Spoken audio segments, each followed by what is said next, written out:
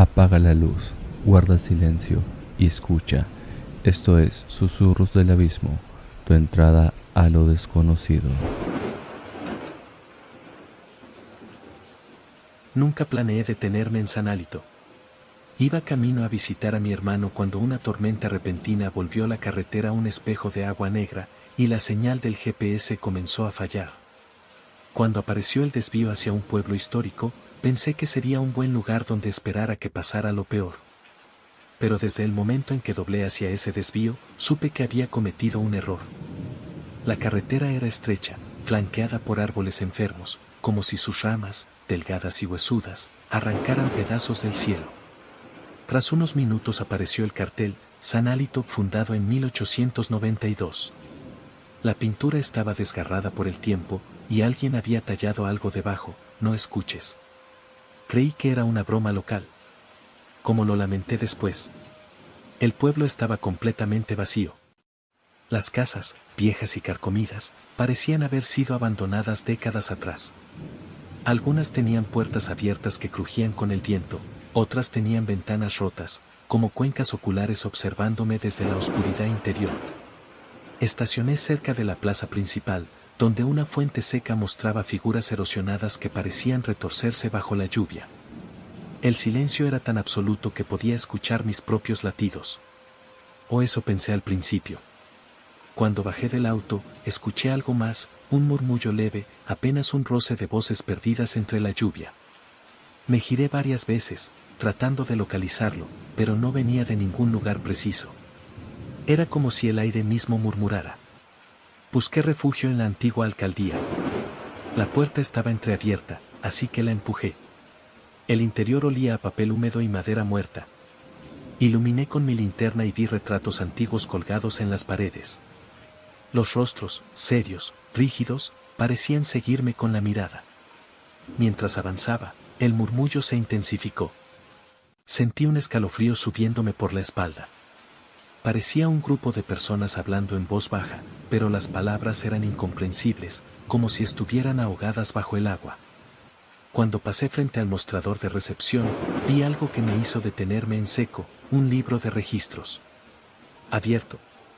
La página mostraba una lista de nombres, todos fechados en el mismo día, 12 de marzo de 1912. Una anotación repetida una y otra vez: llegaron durante la tormenta. Mi linterna parpadeó. El viento afuera dejó de sonar. Y entonces escuché claramente una voz detrás de mí: llegaste durante la tormenta. Me giré bruscamente, pero no había nadie. Solo la entrada abierta, la lluvia cayendo en silencio. Mi corazón latía tan rápido que apenas podía respirar. Cerré el libro, y justo cuando mis dedos tocaron la tapa, sentí algo frío rozar mi muñeca, como una mano pequeña. Retrocedí, tropezando con una silla. El murmullo ahora era ensordecedor, como si un centenar de voces hablaran encima de mí, desesperadas, suplicantes. Salí de allí sin mirar atrás. En la plaza, la lluvia había cesado, pero el cielo seguía opaco, inmóvil. Las calles se veían más oscuras, más profundas, como si el pueblo hubiera cambiado mientras estaba dentro. Tenía que llegar al auto. A mitad de camino, noté que ya no estaba solo.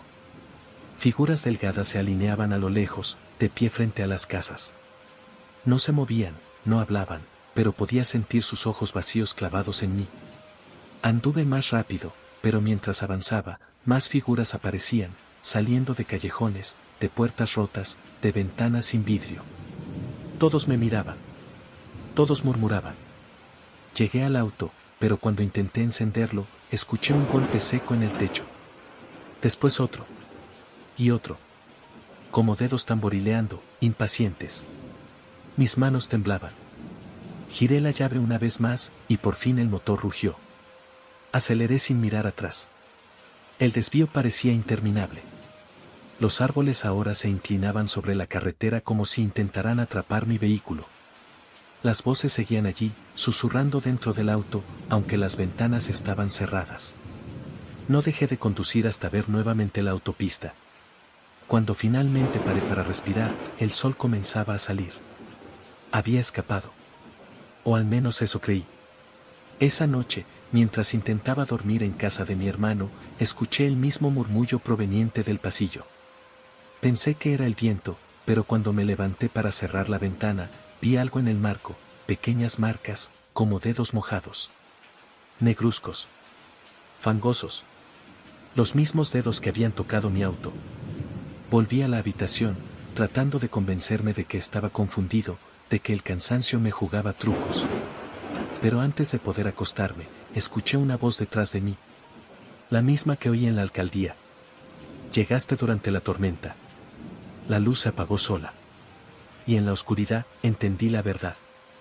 Yo no había escapado de San Hálito. San Hálito había escapado conmigo.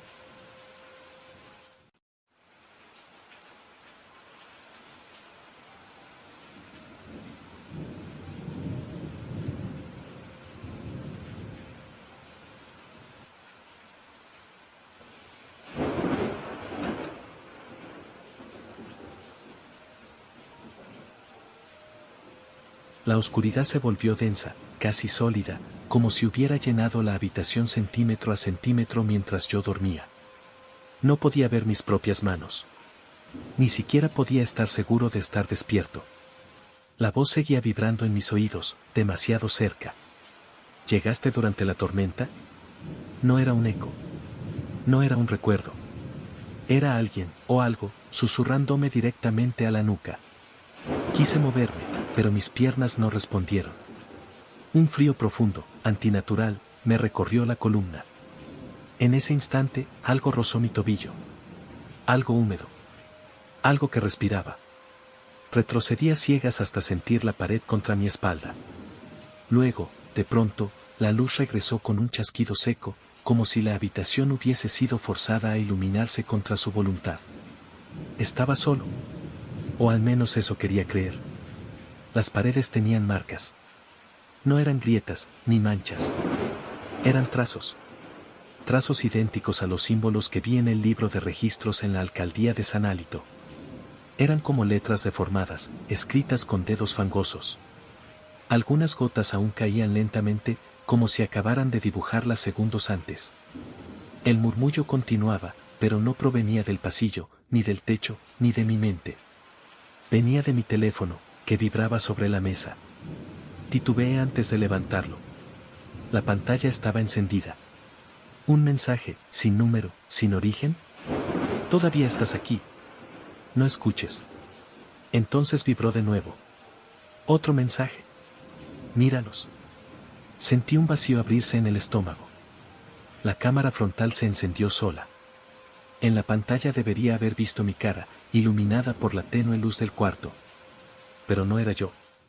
Era mi habitación, sí, pero detrás de mí había decenas de figuras. Todas esas mismas siluetas que vi en el pueblo. Quietas. Inmóviles. Cada una con la cabeza ligeramente inclinada, como si estuvieran escuchando atentamente mi respiración. Giré lentamente, pero no había nadie. La pantalla, sin embargo, mostraba algo moviéndose detrás de mi doble. Una mano tocó su hombro. Apagué el teléfono de golpe. Corrí hacia la puerta del pasillo, pero al abrirla encontré la casa completamente distinta. El pasillo de mi hermano ya no estaba allí. La madera, las paredes, los cuadros, todo había sido reemplazado por un corredor larguísimo, húmedo y oscuro, de aspecto antiguo, como si fuera parte de un edificio que nunca había visto. Un edificio que no tenía derecho a existir fuera de San Hálito. Los susurros se intensificaron. Ya no eran voces confusas. Ahora podía entender algunas palabras entremezcladas. ¿Regresa? ¿Escucha? Completa lo que empezó. Una puerta al final del corredor se abrió sola. Dentro había luz. Titubeante. Una luz amarillenta, como de lámpara de gas. No quería entrar.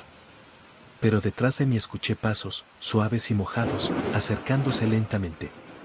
Entré. Era la alcaldía. La misma alcaldía del pueblo. Reconocí el mostrador, reconocí el olor a papel húmedo, reconocí los retratos en las paredes, aunque ahora sus ojos estaban completamente oscuros, como si hubieran sido arrancados.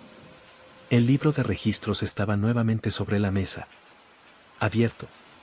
Esperando. Me acerqué y leí la última línea escrita. No era de 1912. Era fresca. Aún goteaba. El último en llegar durante la tormenta, Matt. Cuando terminé de leerlo, una mano se apoyó sobre la página. Pálida. Delgadísima. Humana, pero no del todo. Levanté la mirada. Un hombre, o lo que quedaba de uno, se encontraba al otro lado del mostrador. Sus ojos eran pozos vacíos. Su boca apenas un corte reseco en la piel. No debiste escuchar, susurró. Ellos solo necesitan uno más. Solo uno que los oiga. Así podrán salir. Así podrán quedarse. Mi garganta se cerró. ¿Qué quieren de mí?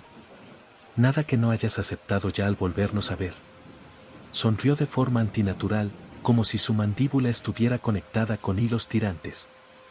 Ellos te siguieron porque respondiste al llamado. Porque escuchaste. Dio un paso hacia mí. Ahora perteneces al eco. Retrocedí, tropezando con algo. Era mi teléfono. La pantalla brilló sin que la tocara. Mostraba un mapa. ¿Mi ubicación? Seguía en casa de mi hermano. Pero el punto rojo que marcaba Sanálito estaba moviéndose. Lentamente. Como si el pueblo entero se deslizara, avanzando hacia mí, arrastrándose por la geografía digital, acortando la distancia segundo tras segundo. El hombre habló una última vez. Los pueblos muertos no se abandonan, se heredan. Y antes de que pudiera reaccionar, todo se apagó. Me desperté en mi cama, empapado en sudor. Corrí a encender la luz. El pasillo era normal. Todo estaba en su sitio. Por un instante creí que había sido un sueño. Hasta que vi algo en la ventana. Un rastro de lodo, marcado por dedos alargados. Y bajo él, escrito torpemente. No escuches.